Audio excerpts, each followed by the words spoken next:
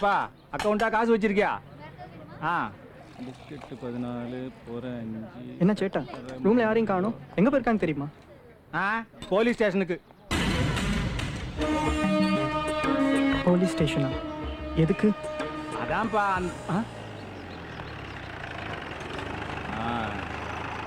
சக்தி எங்கட போயிருக்கான்? இன்டர்வியூக்கு போயிருக்கான்டா. அவன் வரட்டும், கலாச்சிடலாம். Thank you sir. Thank you sir. Thank you sir. Thank you sir. Thank you sir. டேய் என்னடா போலீஸை பார்த்து ஒளியிற? ஒன்றும் இல்லை சேட்டா, ஒரு மரியாதை தான். மரியாதைன்னா பின்னாடி காமிக்கிற, முன்னாடி காமிடா. போடா பிஸ்கட் டப்பா மூடிட்டு போ. என் லைஃப்ல இன்னைக்கு தானே நான் ஃபர்ஸ்ட் டைம் போலீஸ் ஸ்டேஷன் போயிருக்கேன். போலீஸ் ஸ்டேஷனாலே ஒரே அலர்ஜி தான்டா. அந்த இடத்துல எனக்கு வயிற்ற கலக்கிடுச்சு தெரியுமா? நாயர் சொன்னதை பார்த்தா நான் என்னமோ எதுன்னு பயந்துட்டேன்டா. நான் கொஞ்ச நேரத்துல பயந்தே போயிட்டேன்டா. லஞ்ச் ரெடி பண்ணிடுறேன். ஓகே.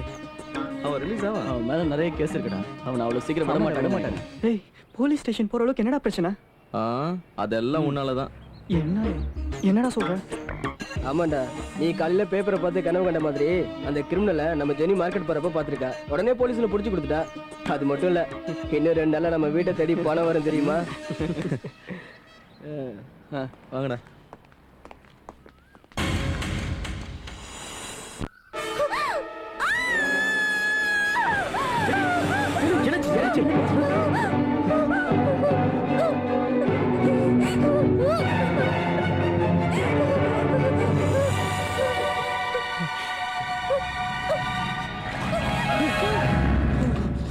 பயந்துட்டீங்களா? டேய் தண்ணிக்குள்ள என்னடா பண்ற? தண்ணியில மீன் அழுதா கண்ணீர் யாருக்கு தெரியாதுல்ல, அதான் பார்த்தேன். நல்ல ஆராய்ச்சிரா.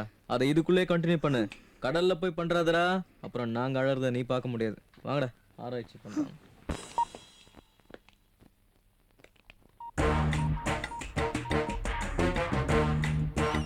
ஹலோ சார், நான் சங்கர் பேசுறேன்.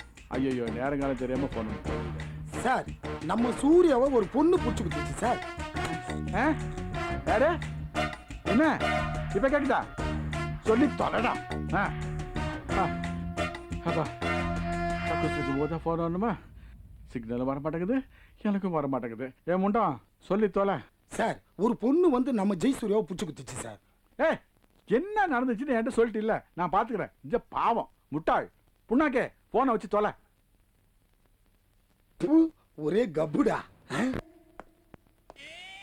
இந்த கம்பெனி தான். ஓகே, யாரா இருந்தாலும் உள்ள வாங்க. வணக்கம் சார். வாங்க உக்காருங்க. என்ன விஷயமா வந்தீங்க? ஒன்றும் இல்லை சார். அப்ப கிளம்புங்க. சார் இருக்கு சார். அப்ப சொல்லுங்க. பேப்பர்ல விளம்பரம் பார்த்தேன். உட்காந்த இடத்துல இருந்து 1500 ரூபாய் சம்பாதிக்கலாம் போட்டிருந்துச்சு. அதான் அதை பத்தி உங்ககிட்ட கேட்டு போலான்னு வந்தேன். அப்ப கன்சல்டிங் ஃபீஸ் ஒரு 100 ரூபாய் கொடுங்க.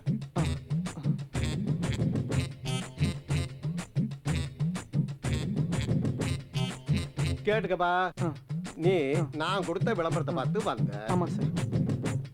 அதே மாதிரி நீ ஒரு 500 ரூபாய் செலவு பண்ணி ஒரு விளம்பரத்தை கொடு. அந்த ஆடை பார்த்து ஒரு 15 பேர் வருவாங்க. தலைக்கு 100 ரூபான்னு வசூல் பண்ணிட்டீங்கன்னா மொத்தம் 1500 ரூபாய் ஆகுது. உக்காந்த இடத்துலயே சம்பாதிச்சுட்டு போலாம். இப்படி சார்? அது அப்படித்தான். சரி சார், வரவங்க என்ன வேலைன்னு கேட்டா நான் என்ன சொல்றது? நான் சொன்னது நீயும் சொல்லு. ஐயோ, அப்ப இதான் வேலையா? ஆமா, உக்காந்து அப்படியே சம்பாதிச்சா இப்படித்தான் செய்யணும். இவன் ஒருத்தன் போடா. இதெல்லாம் ஒரு கம்பெனி. நான் வாங்கினதோட செட்டில் பண்ணுங்க. இன்னும் நிறைய மேட்டர் இருக்கு. எடுக்கிறது ஓசி மூடாம போறான் பார். இது வரைக்கும் நம்ம வாங்கினதெல்லாம் இதெல்லாம் எவன்டா சாப்பிடுவான்? இதையும் புடி. இந்தா டேய் குடுறா. திமிர பாரு. என்ன வசந்த், இன்னைக்கு குரூப்பா வந்து மங்களம் பாடிட்டு இருக்கீங்க? மார்க்கெட் சூர்யாவை ஜெனி பிடிச்சி கொடுத்ததுல கொஞ்சம் அமௌண்ட் வந்தது.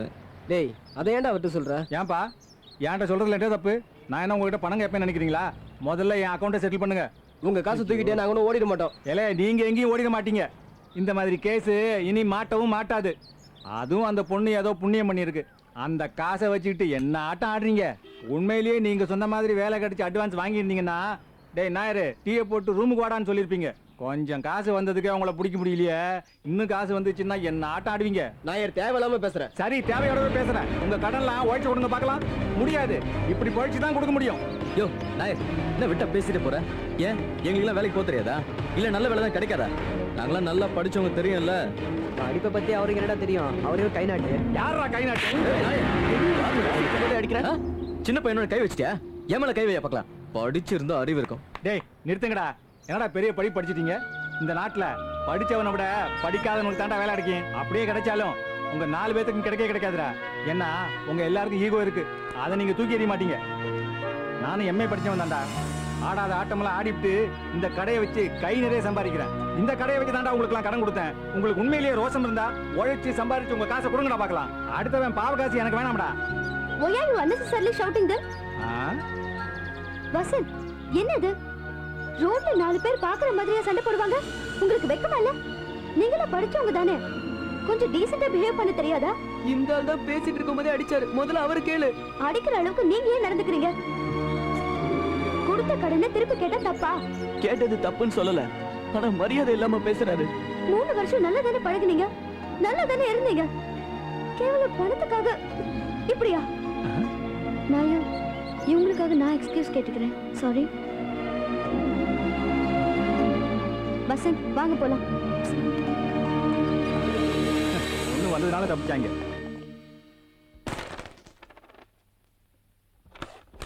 டேய் வசந்த், நம்ம நாயர்களை சண்டை போட்டப்ப சக்தி ஒரு வார்த்தை கூட பேசல தெரியுமா? அவரா கடன் வாங்கினாரு, நம்ம தான் கடன் வாங்கணும். ஆமா, நீ ஏன்டா பேசவே இல்ல? கேக்குறாங்களா, சொல்றா. நாயர் சொன்னதுல என்னடா தப்பு? அப்ப என்ன நீ நாயருக்கு சப்போர்ட்டா? யாரும் யாருக்கும் சப்போர்ட் இல்ல, நமக்கு நாம தான் சப்போர்ட். சும்மா புரிஞ்சுக்காம பேசுறியே. நாயர் மேல தப்பு இல்ல, உங்க மேலதான் தப்பு. அப்போ நாங்க எல்லாரும் அந்த 1 லட்சம் ரூபாய் தான் நம்பி இருக்கோம், நீ நினைக்கிறியா? அப்படின்னு நான் சொல்லல, நீங்க சரியான வேலை தேடலன்னு சொல்றேன். யார் வேலை தரல? டெய்லி ஒரு கம்பெனியை நாய் மாதிரி அலையறோம். எவன் வேலை தரான்? நீங்க ஏன் படிச்ச படிப்புக்கு வேலை தேடுறீங்க? கிடைச்ச வேலையை செய்யுங்க, அடுத்த வேலை தானா வரும். நீ சொல்ற மாதிரி எந்த வேலை கிடைச்சாலும் பரவாயில்ல, ட்ரை பண்றோம். அப்படியே வேலை கிடைச்சாலும் ஜாயின் பண்றதுக்கு பணம் கேக்குறான். எப்படி கொடுக்க முடியும்? லஞ்சம் லஞ்சம் லஞ்சம். பொறுக்கிறதுக்கு லஞ்சம் கொடுத்தேன், படிக்கிறதுக்கு லஞ்சம் கொடுத்தேன், இப்ப வேலைக்கு லஞ்சம். நீ கொடுக்கறதுக்கு எதுவும் இல்லை ஜனி. கல்யாண வயசுல ஒரு தங்கச்சி, எங்களுக்காக உழைச்சு உழைச்சு ஓட போன ஒரு அப்பா, பையன் பட்டணத்துல படிப்பு முடிச்சிட்டான், கை நிறைய சம்பாதிப்பான்னு நினைச்சிட்டு இருக்கா அம்மா. இவங்களுக்குலாம் நான் என்ன பதில் சொல்றது? அப்ப கொள்ளதான் அடிக்கணும். தப்பே இல்ல, கொள்ளை அடிக்கிறதுல தப்பே இல்ல. நான் ஒரு பிளான் சொல்றேன், அதை எல்லாரும் கேட்டீங்கன்னா நாம எல்லாம் முதலாளி ஆயிடலாம். 5000 பேருக்கு நாம வேலை தரலாம். என்ன சொல்றீங்க? சரி, பிளான சொல்லு. நாமெல்லாம் 5க்கும் 10க்கும் திண்டாடிட்டு இருக்கோம். ஆனா பணம் இருக்கிற இடத்துல 5 கோடி 10 கோடின்னு அழகா பிளாக் மணின்ற பேர்ல மறைஞ்சுக்கிட்டு இருக்கு. ஏன் நம்ம காலேஜ் கரஸ்பாண்டே எடுத்துக்கோய, பேர் தான் பிடபிள்யூடி மினிஸ்டர். ரோடு போடுறதுக்கு, பாலம் கட்டுறதுக்கு, இதுக்கெல்லாம் ஒவ்வொரு டெண்டருக்கும் 500 கோடியில இருந்து 600 கோடி. அதுல ஒரு 10% கமிஷன். அப்ப 50 கோடியில இருந்து 60 கோடி வரைக்கும் அவர் வீட்டுக்கு லஞ்சமா போகுது. சரி, அதெல்லாம் விடுங்க. நம்ம காலேஜ்ல மொத்தம் 2500 பேர் படிக்கிறாங்க. அதுல 200 பேர் மெரிட்ல வரோம். மீதி 2300 பேர். அதுல ஒருத்தங்கிட்ட இருந்து 50000 ரூபாய் லஞ்சமா வாங்குறான். டொனேஷன் பேர்ல அந்த பணத்தை வாங்குறாங்க. அதுக்கு ரசீத் கிடையாது. அப்ப வருஷத்துக்கு இந்த கணக்கு போட்டு பாருங்க. மொத்தம் 11 கோடியே 50 லட்சம். அப்ப இந்த பணம் எல்லாம் எங்க இருக்கு? எப்படி இருக்கு? யார்கிட்ட இருக்கு? இருக்கு, நிச்சயமா இருக்கு. அவர்கிட்ட அழகா பிளாக் மணியா இருக்கு. அது அவர்கிட்ட நேரடியா போய் கேட்டா அவர் கொடுப்பாரா? நிச்சயமா மாட்டாரு. அப்ப கொள்ளதானே அடிக்கணும். இது தப்பு இல்லையா? எது தப்பு? ஊரை ஏமாத்தி கொள்ளை அடிச்சு அத பிளாக் மணின்ற பேர்ல பதுக்கி வச்சிருக்காங்களே, அது தப்பு. நம்ம அந்த பணத்தை தானே கொள்ளடிக்க போறோம். ஒரு ஊர் நல்லா இருக்கணும்னா ஒரு வீடு அழியறதுல தப்பே இல்லை. சரி, அவங்க கிட்ட பிளாக் மணி இருக்கிறது எப்படி கண்டுபிடிக்கிறது? அது ரொம்ப சிம்பிள். நீங்க எல்லாம் வேலை தேடி அலைஞ்சப்ப நான் உங்க டீட்டெயில் தேடி அலைஞ்சி பல மேட்டர் சேகரிச்சு வச்சிருக்கேன். நீங்க எல்லாம் ஒத்துமையா ஓகே சொன்னா நாம எல்லாருமே நல்லா இருக்கலாம். நம்ம இளைஞர் சமுதாயத்துல ஒரு புது மறுமலர்ச்சியை ஏற்படுத்தலாம். என்ன சொல்றீங்க?